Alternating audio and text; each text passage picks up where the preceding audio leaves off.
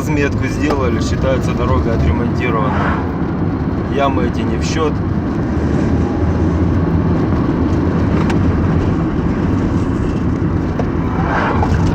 Все едут, объезжают ямы сантиметров 20 глубиной.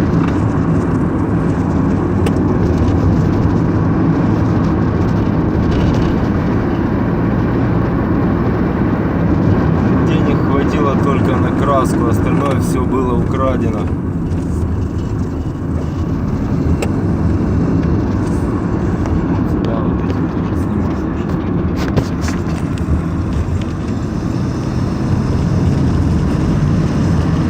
Вот такие на Кубани дороги.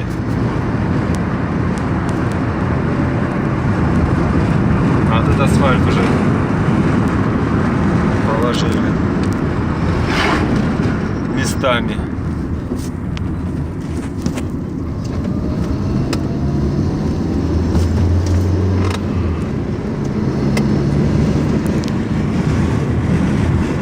Какой дебил переводит наши деньги на всякое дерьмо.